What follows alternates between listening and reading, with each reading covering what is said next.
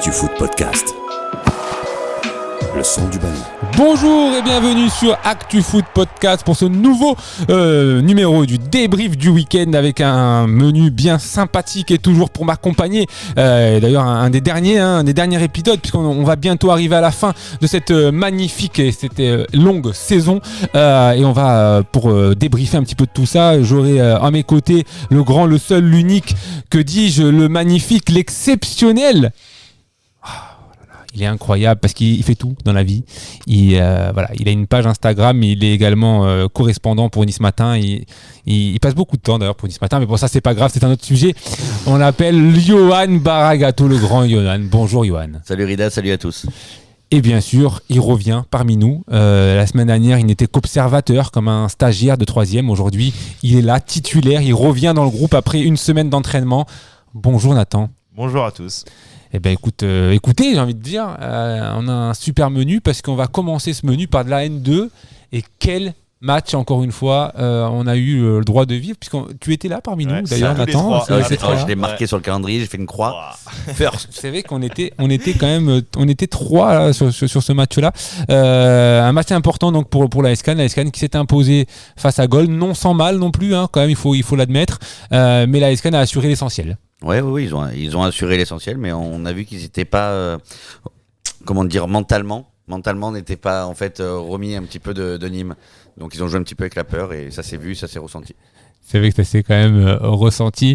Un match pas simple pour les Canois menés au score avant cette égalisation d'abord de Ogad, avant effectivement ce deuxième but d'Abbas en deuxième mi-temps qui a permis aux Canois de mettre d'abord dans un premier temps la pression sur Nîmes, une pression qui a plus ou moins marché puisque les Nîmois justement se sont inclinés le lendemain face à Andrézieux, une défaite 4-1. Ouais, c'est vrai que pas grand monde pouvait le voir, mais Andrézieux à domicile, c'est très costaud. Donc, ils avaient même gagné Cannes en début de saison. Là, ils gagnent Nîmes. Donc, bravo à Andrézieux d'avoir joué le jeu. Et on continue sur ce match à 3, puisque Lusitanos qui perdait 2-1 a renversé la tendance pour s'imposer 3-2 face à Saint-Priest et venir recoller justement à la SCAN. Donc on a ce duel et peut-être cette finale, parce qu'il reste encore une journée avant ça, mais peut-être cette finale Lusitanos à SCAN, dernier match de cette saison, le 16 mai prochain à Coubertin.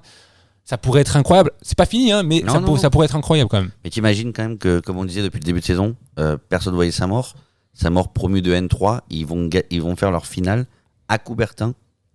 Ça serait incroyable. Ouais. Ça serait incroyable. On va quand même revenir sur la prestation de la SCAN. On l'a dit tout à l'heure, une prestation un peu poussive, même si globalement la SCAN a dominé les débats. On l'a quand même senti dans la surface adverse, en tout cas offensivement. Ce manque un peu de réalisme par moment. Oui, mais c'est surtout arrivé après le repositionnement de Brice Ogad en 10. C'était beaucoup mieux. Ouais, voilà, en 10, il a pu remettre, en fait, jouer à son poste en 10. Et directement, quand il est rentré, Nock, il a vraiment percuté sur le côté, quoi. Il reste 2 matchs pour la SCAN, un déplacement à Rousset le week-end prochain. On y sera bien sûr via Yohan, vous imaginez bien. Et la réception, d'ailleurs on l'a dit, de Lusitanos. Et sur quoi la SCAN va devoir s'appuyer, j'ai envie de dire, justement pour pouvoir gagner ces 2 finales. Il va falloir qu'ils mettent leur jeu et se reprendre un petit peu plus mentalement. Là, ils ont repris des forces avec cette victoire contre Gol, donc il faut qu'ils continuent à repartir là-dessus. Et pour cela, ils pourront s'appuyer justement sur leur capitaine, Cheikh Ndoye, encore une fois irréprochable sur le terrain, et justement qui a montré l'exemple. On lui a d'ailleurs posé la question parce que effectivement, il a 40 ans, on pourrait se dire que peut-être qu'il n'a peut-être plus le niveau, mais au final non, il le démontre encore une fois.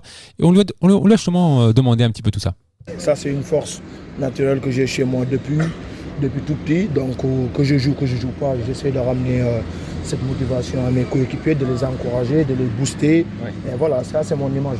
Je suis le capitaine. Oui. Donc, même si, par exemple, on me dit le vieux, je dois montrer l'exemple, tu vois. Et après, ça les motive. S'ils voient le vieux 40 ans qui fait des efforts d'un malade, et derrière, il faut se bouger le cul. Ouais. Voilà, le message est clair. Il est là pour montrer il montre l'exemple. C'est ce qui permet aussi aux siens de le montrer. C'est vrai qu'il montre l'exemple sur le terrain. il est pas irréprochable tout Non. le temps. Attention, on ne dit pas Non, le contraire. Hein. non. Mais par contre, dans l'état d'esprit, Ouais. on sent que il est toujours là, présent, il applaudit, il motive Et tout le tu temps, l'as- quoi qu'il arrive. Tu l'as même vu, et même Nathan pour le premier match qu'il a pu voir à Coubertin, il fait des efforts De sa défensifs, de sa vie. Il fait des efforts défensifs, mais surtout il tacle et Ouais. il reprend. Et par contre, quand il tacle, on voit quand même le public qui scande. Bien sûr, bien sûr. Voilà, c'est Et le puis capitaine. et son jeu de tête est toujours très précieux, bien évidemment. Heureusement qu'il voilà. est là pour les deuxièmes ballons, mais franchement, non, il a fait un match. Voilà, il a fait un match. Donc on disait un match à 3. Alors on a parlé un peu du calendrier un peu de Lusitanos qui avant de se déplacer à Cannes recevra hier le week-end prochain. Du côté de Nîmes, ils recevront Istres lors de la prochaine journée avant de se déplacer à Limonest. Et Limonet maintenu. Limonest maintenu malgré leur défaite justement face à Grasse. Grâce. Grasse qui a réussi un bien joli coup justement à Limonest, 0-0 à la pause avant de s'imposer finalement 3-1 grâce notamment à la spéciale Max Corin. Ah ouais, sublime. Petit déboulé, Non mais frappe sublime. exceptionnelle. La frappe sublime. Exceptionnelle. Mais bon, c'est du Max Corin. Exactement, et cette victoire leur permet d'assurer, quoi Leur qu'il maintien. arrive, le maintien. Et donc, on aura à minima une équipe du 06 en N2, à minima, peut-être deux, peut-être une. On verra ça. on verra le dénouement de cette saison approche. Le 16 mai. Rendez-vous le 16 mai. Ou pas, peut-être plus tôt, si Oui, jamais. oui, Bon, oui, quoi qu'il- oui. voilà, il y a eu match nul à l'aller, je crois, entre Cannes et Lutanos. Oui. Donc, quoi qu'il arrive, même si. Après, c'est le premier match de la saison. Voilà, même si Lusitanos perd ce week-end, ils ont encore une chance. Parce que s'ils gagnent, ils peuvent peut-être encore passer devant Cannes. Mais voilà, ça peut se jouer à pas grand-chose. En tout cas, ça peut aussi faire les affaires de Nîmes. Enfin, voilà, il y a plein de choses qui peuvent encore se faire. Quoi qu'il arrive, ça devrait se jouer à la dernière journée. Et on a forcément hâte d'y être. Après, j'étais présent à Fréjus contre Toulon pour quand même le derby du Var. Bon, c'était un petit peu frêle, mais Toulon se reprend et Toulon a gagné. Donc, Ça va être compliqué quand même pour les Toulonnais qui à 3 points de l'Étoile. On rappelle, c'est pas forcément les Toulonnais qui sont sortis mais ils vont à qui Saint-Priest. sont de la même voilà. Et ça va se jouer entre Saint-Priest, FC 93 et Toulon à moindre même Fréjus, voilà, on sait pas encore. Fréjus peut-être Ouais, effectivement s'il y a cataclysme. On rappelle Fréjus qui Et Fréjus, il va à Bobigny. va à Bobigny et qui recevra le RC Grasse lors de la dernière journée. Donc voilà, donc on verra bien d'ici là, mais quoi qu'il arrive, on va dire qu'il reste que 3 matchs, enfin il reste que 3 points à aller chercher pour Fréjus afin d'assurer son maintien. Bah, il faut le faire directement des FC 93. Voilà, pour ça, et un concurrent direct surtout. Oui, c'est oui, surtout c'est un ça, concurrent c'est surtout direct ça, et là c'est quand même très important pour les Varois. Alors j'allais dire qu'on allait enchaîner avec la N3, mais alors pas du tout puisqu'il non. n'y a pas eu de N3. non. On va enchaîner avec la R1 et la R1 là aussi on a du très beau spectacle puisque cette journée nous a offert quelque chose de sympathique puisque Mandelieu a battu le leader. Ah, c'était un beau match. C'était un beau match. Bon, c'était fermé, 0-0. C'était quand même deux équipes qui se craignaient un petit peu. Savoir qui allait marquer le premier, donc ils se découvraient pas trop. Et après, Ibrahim Sakho, quoi. Le grand Ibrahim Sakho qui marque quand même pas mal de buts. Et il les a sauvés, quoi. Et forcément, du côté de Martino, on était plutôt satisfait. Maintenant, je suis très très content de l'attitude. Je voudrais souligner aussi, il y a beaucoup de joueurs qui ont participé depuis 3 ans au projet qui étaient présents aujourd'hui. Ça fait chaud au cœur, moi qui suis très axé sur l'aventure humaine. Ça me réjouit de les voir venir, même Lionel Zouma qui est venu de Lyon pour le match. C'est super. Et tous les autres, je cite lui, mais tous les autres, et franchement, ça fait plaisir de voir qu'il y a un vrai groupe avec un vrai état d'esprit et qu'ils sont heureux ensemble. Voilà, donc Mandelieu qui continue d'espérer, puisque grâce à cette victoire, combinée à la défaite de Gémenos face à Marignan Gignac et également, je me perds, mais le Pontevedra qui ne jouait pas, voilà, et Monaco qui a perdu face à lui dans une moindre mesure. Mandelieu est en position favorable. Encore faudrait-il aller gagner le week-end prochain lors de la grande finale, on va dire, de ce groupe face à Gémenos. T'imagines pour Gémenos d'ailleurs. Ouais, t'imagines pour Laurent Balico et Martino C'est énorme. et tout le club. C'est énorme. 3 ans de projet C'est pour énorme. un match. C'est énorme. C'est quand même assez énorme, mais ça va se jouer à pas grand-chose. Ce match à 3, parce que ça va là aussi, on rappelle, il y a une seule place. Mais c'est ce match à 3, sachant que Berne ne joue plus. Berne a joué tous ses matchs, il sera exempt le dernier match. Donc voilà, ça peut être quand même une fin de saison assez folle pour le R1. Donc on a hâte d'y être forcément. Et d'ailleurs, dans ce championnat, le maintien aussi est assuré pour le RC Grasse. Mais par contre, le FC Beau Soleil, malheureusement, descend après sa défaite face à Cagnes-le-Croc. Donc officiellement, le FC Beau Soleil ne sera pas maintenu en R1. Et Grasse, malgré sa défaite face à Carqueiranne, est maintenu à 4 points de plus que Beau Soleil. Donc voilà, donc il y aura une équipe du 06 qui descend malheureusement en R2, mais une autre qui se maintient. Donc un moindre mal, même si on aurait préféré que les deux se maintiennent, bien évidemment. On va basculer sur de la R2, et en R2, même si ce championnat est déjà joué, les Canois qui se sont imposés face à Jonquière, et il me semble au téléphone qu'on doit avoir à mon oreillette Derek Descamps, un coach forcément heureux. Bonjour Derek. Bonjour Ida, bonjour Yann. Forcément heureux, je disais Derek, parce que oui, il y a cette victoire face à Jonquière pour fêter le titre à domicile, mais il y a ce titre et surtout cette montée en R1, donc forcément une grosse satisfaction de ton côté. Oui, bien sûr, c'est tout le travail. Les joueurs ont été récompensés du sérieux et du travail, de l'implication qu'ils ont eu toute l'année. Et c'était important aussi de bien finir à domicile, de pas gâcher la fête, de finir correctement. Et les joueurs ont magnifiquement répondu présent, ainsi que toutes les personnes qui ont pu venir nous supporter. C'était vraiment un beau moment pour le club. Et justement, la saison prochaine, est-ce que tu y penses déjà ? Est-ce que vous vous projetez déjà sur la saison prochaine en R1 ? Alors déjà, on va profiter un petit peu, savourer le moment présent. C'est vrai que Profite. Ça va tellement vite et on est toujours tourné vers l'avenir. Donc là, c'est vrai qu'on a savouré. Après, bien sûr que de suite, on pense déjà à l'après et c'est comme au foot. Après chaque match, on se remet de suite. Tout de suite, on se tourne vers l'avenir. Que ce soit un bon match ou un mauvais match, on est toujours focalisé sur le week-end d'après et c'est un enchaînement de moments et d'émotions et ensuite de travail qui se suit. Et là, on est tourné vers la saison d'après. Même s'il faut bien finir celle-là, il reste encore un match, il ne faut pas l'oublier. Ouais. On va redérouler un petit peu justement cette saison et notamment ce début de saison où après 2 journées, l'ASK n'a qu'un point. Est-ce qu'à ce moment-là, tu doutes un petit peu ou comment tu remotives un peu les troupes ? Non, douter non, parce que le projet, le travail, les joueurs, le collectif restent au-dessus de tout. Et par moment, même si ça reste important de prendre un bon départ pour lancer une dynamique dans une saison, on avait quand même affronté Andoum sur la première journée, qui reste une équipe très très cohérente et qui est en haut du tableau. Ensuite, on a eu ce déplacement à Septembre. Et après, c'est vrai qu'on a eu Ramatuel et Fréjus, donc au bout de 4 journées, on avait 5 points. Donc c'est vrai que c'était pas forcément non plus ce qu'on attendait, mais on sentait que l'équipe montait en puissance, on sentait qu'il y avait des automatismes qui commençaient à se créer et on a réussi à faire la série qu'il fallait par la suite pour pouvoir exister dans ce championnat et déclencher une bonne dynamique. Vous avez également terminé, c'est pas encore terminé, mais vous êtes pour l'instant la meilleure attaque de ce championnat avec 60 buts marqués, dont un peu plus de la moitié inscrits par Joris Gouache, Antoine Ouvrier et Kylian Djungen. L'attaque, c'était quelque chose d'important parce que vous êtes aussi la meilleure défense. Comment trouver ce bon ratio attaque-défense ? C'est toujours ce qu'il y a de plus dur à trouver et à chercher pour un coach. Après, on a la chance d'avoir des joueurs de talent. Ouais. Des joueurs aussi qui sont jeunes, qui sont à l'écoute, qui sont réceptifs et des joueurs qui sont capables aussi de jouer à différents postes pour le collectif. Donc c'est vrai qu'on a pu tester différentes organisations suivant les matchs cette année. Et pour moi, c'est ma vision des choses. Il n'y a pas une seule vision, mais la meilleure défense, c'est très important. C'est peut-être mon passé de défenseur, mais la meilleure défense reste quand même quelque chose de très important pour pouvoir exister dans un championnat. Il faut pouvoir voyager et être solide. Et on l'a eu sur cette première partie de saison. Et c'est vrai que sur la dernière partie, là, sur les 7 derniers matchs, on a vraiment offensivement aussi, même si on a peut-être encaissé un petit peu plus de buts, mais on a vraiment offensivement fait des grosses différences. Et on sent que les joueurs prennent du plaisir à évoluer ensemble. Quand il y en a un qui est un petit peu moins bien, c'est l'autre qui prend le relais. Et ça, c'est valable pour tous les postes. Et ça nous permet aussi d'avoir quasiment 3 joueurs à 10 buts. Donc ça, c'est très positif. Avec des jeunes aussi qui ont pointé le bout de leur nez et qui ont été décisifs aussi.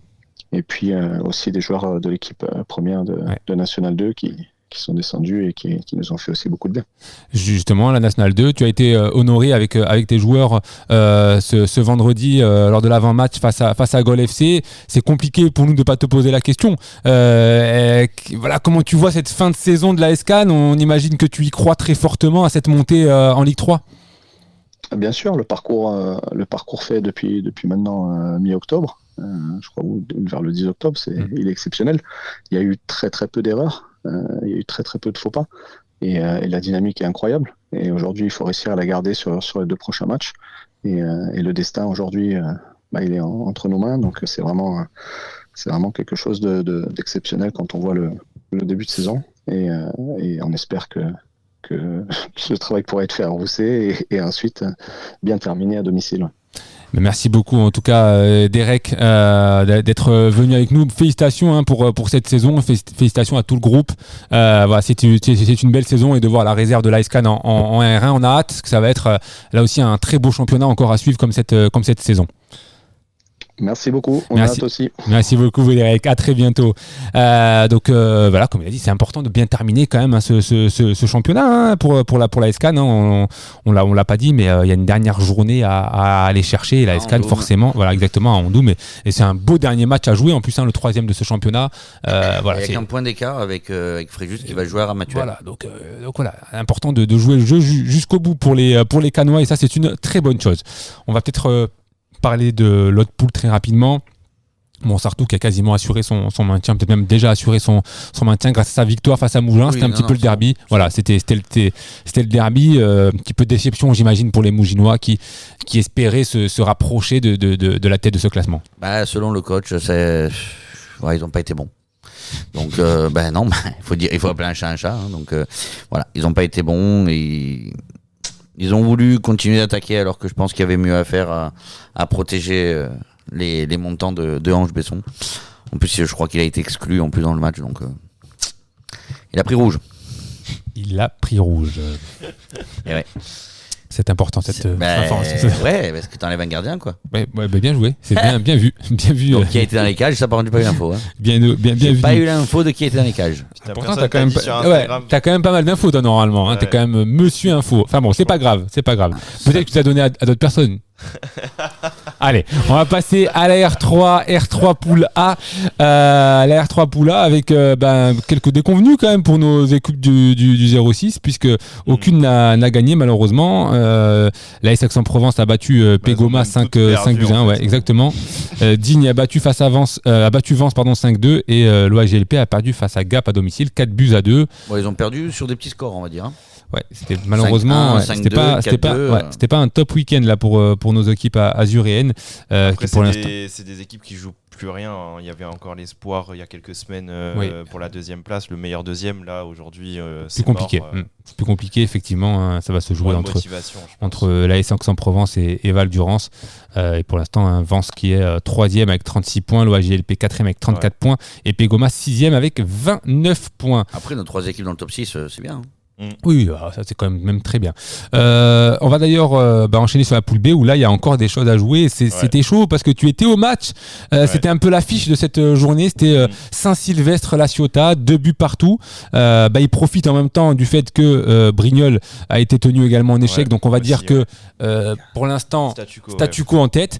Mais voilà, en tout cas pour Saint-Sylvestre, c'est pas un faux pas, mais il y aura pas eu la passe de 10. Ouais, y a 2 lectures, hein, comme l'a dit Olivier Ferrandez, parce qu'ils sont menés 2-1.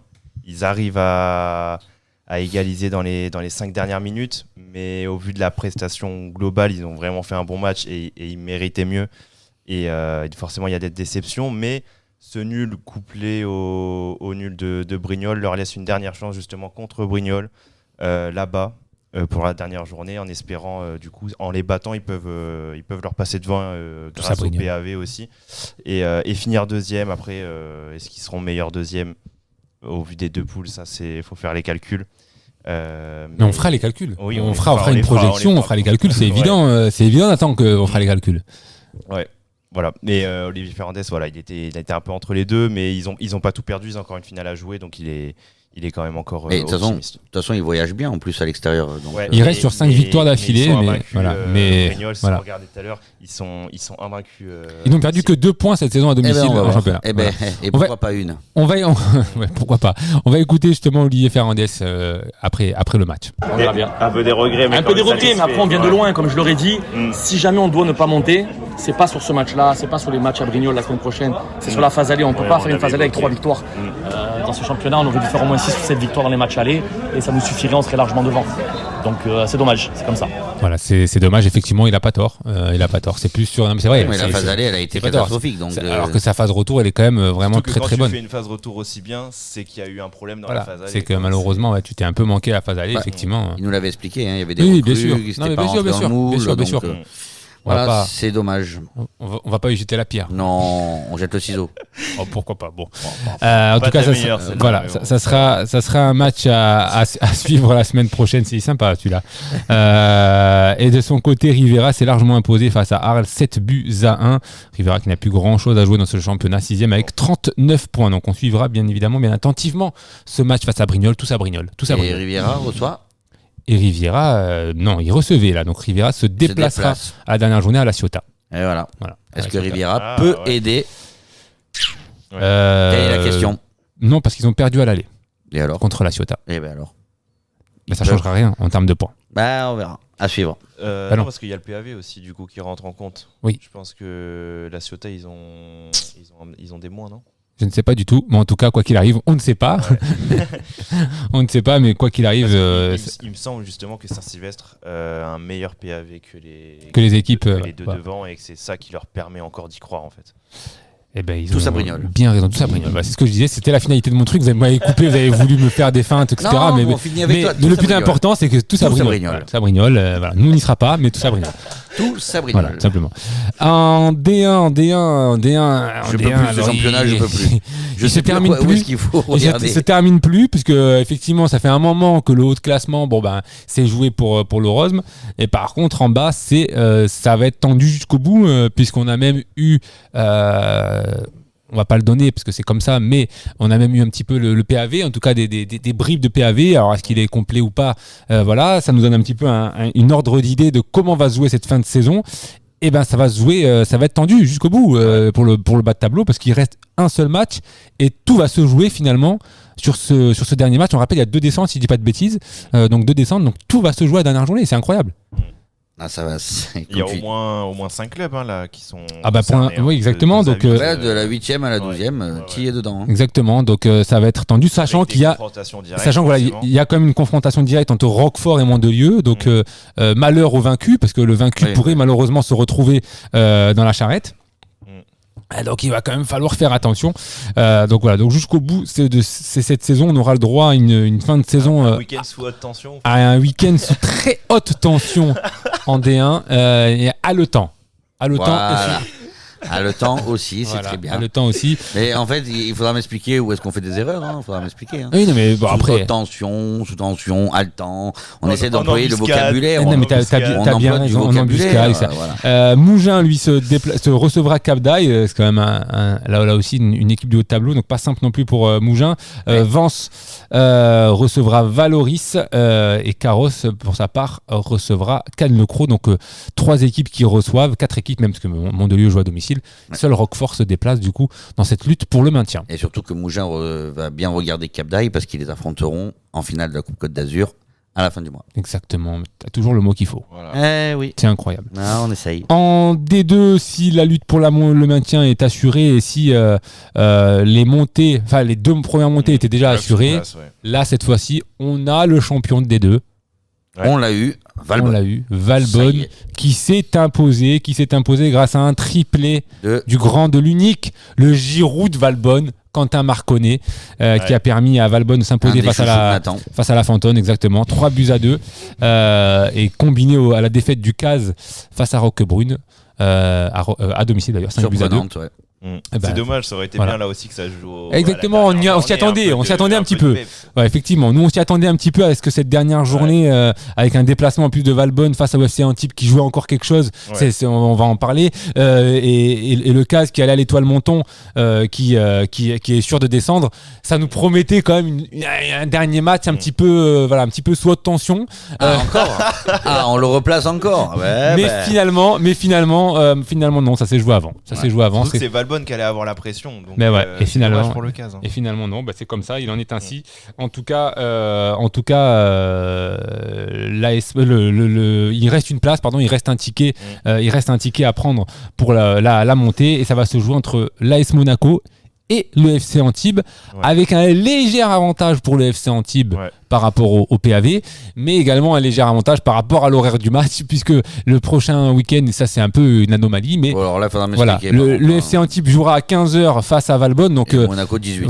Et du coup, entre guillemets, l'AS Monaco peut savoir un peu avant. Alors, ça peut être aussi dans le sens inverse, ça peut être un match pour du beurre, mais également ça peut être un match où si jamais il y a une défaite ou un match nul, ils peuvent se dire c'est à nous de jouer, et du coup ça peut être complètement différent.